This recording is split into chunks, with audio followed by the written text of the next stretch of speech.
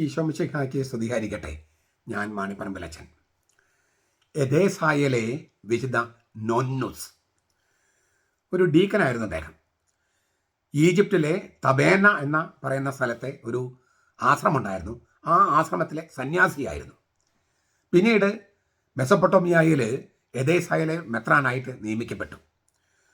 കാൽസഡൻ council 451 കാൽസഡൻ കൗൺസിലിൽ അദ്ദേഹം പങ്കെടുത്തിട്ടുണ്ട്. അദ്ദേഹത്തിൻ്റെ പ്രാർത്ഥനയും പ്രവർത്തനവും പ്രേരണയും മൂലമാണ് വിശുദ്ധ പെലാജിയ ക്രിസ്തുധർമ്മം സ്വീകരിച്ചത്, മാനസാന്തരപ്പെട്ട് ക്രിസ്തുധർമ്മം സ്വീകരിച്ചത്. അപ്പോൾ ഞാൻ ആവർത്തിക്കുക, ഡീക്കനായിരുന്നു, സന്യാസിയായിരുന്നു, ഈജിപ്തിലെ ആശ്രമത്തിലായിരുന്നു. പിന്നീട് എദേസായിലെ മെസൊപ്പൊട്ടോമിയയിലെ എദേസായിലെ മെത്രാനായി. കാൽസഡൻ സൂനോദോസിൽ പങ്കെടുത്ത മെത്രാനാണ് 451. അദ്ദേഹത്തിൻ്റെ പ്രാർത്ഥന മൂലമാണ് ക്രിസ്തുധർമ്മത്തിലേക്ക് ഈ വിശുദ്ധ പെലാജിയ മാനസാന്തരപ്പെട്ടത്. ഈ അദ്ദേഹത്തിൻ്റെ ജനനവും മരണവും തീയതിയൊന്നും നമുക്ക് കൃത്യമായിട്ട് അറിയില്ല. ഈ 451 പങ്കെടുത്ത കാര്യം നമുക്കറിയാം. മെത്രാൻ എന്ന നിലയിൽ 451 കാൽസഡൻ സൂനോദോസ് പങ്കെടുത്ത കാര്യം നമുക്കറിയാം. അപ്പോൾ എത്ര വയസ്സിലാണ് അദ്ദേഹം പങ്കെടുത്തത്, അദ്ദേഹം എന്നാണ് ജനിച്ചത്, എന്നാണ് മരിച്ചതെന്ന കാര്യങ്ങൾ കൃത്യമായിട്ട് നമുക്കറിയില്ല. പക്ഷെ ഇത്തരം കാര്യങ്ങൾ നമുക്കറിയാം.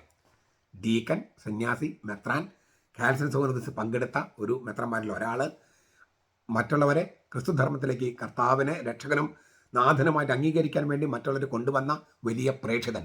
ഇതൊക്കെയാണ് ഈ എദേസായിലെ നോന്നസ് എന്ന് പറഞ്ഞ വിശുദ്ധൻ. നമുക്കിതെല്ലാം മാതൃകയാണ്.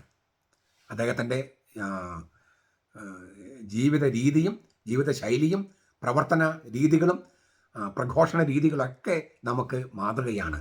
വിശുദ്ധരുടെ മാതൃകകൾ, വിശുദ്ധരുടെ പ്രാർത്ഥനകൾ വേണമെന്ന് വെളിപാട് പുസ്തകം പറഞ്ഞിട്ടുണ്ട്. വിശുദ്ധരുടെ മാതൃക നമുക്ക് സ്വീകരിക്കേണ്ടതുമുണ്ട്. അങ്ങനെ ഏകമധ്യസ്ഥനായ ക്രിസ്തുവിനോട് ചേർന്ന് വിശുദ്ധരുടെ പ്രാർത്ഥന സമർപ്പിക്കുന്ന ഈ എദേസായിലെ നോന്നൂസ് നമുക്ക് ഒരു മാതൃകയാകട്ടെ. നമുക്കും അതുപോലെ വിശുദ്ധരായി ജീവിച്ച് വിശുദ്ധരായി മരിച്ച് സ്വർഗത്തിൽ വിശുദ്ധരുടെ പ്രാർത്ഥനകൾ മാലാഖയുടെ ആ ധൂപക്കുറ്റിയിൽ ഇടുന്നത് പോലെ നമുക്കും നമ്മുടെ പ്രാർത്ഥനകൾ ഇടാൻ കഴിയത്തക്ക വിധം ഇഹലോകത്തിലെ നമ്മുടെ ജീവിതം പുണ്യപൂരിതമായി തീരട്ടെ എന്ന് പ്രാർത്ഥിക്കുന്നു, ആശംസിക്കുന്നു. നമ്മുടെ കർത്താവ് ഈശോ മിശിഹായുടെ കൃപയും പിതാവായ ദൈവത്തിൻ്റെ സ്നേഹവും പരിശുദ്ധാത്മാവിൻ്റെ സഹവാസവും നാം എല്ലാവരോടും കൂടി ഉണ്ടായിരിക്കട്ടെ, ഇപ്പോഴും എപ്പോഴും എന്നേക്കും. ആമേൻ.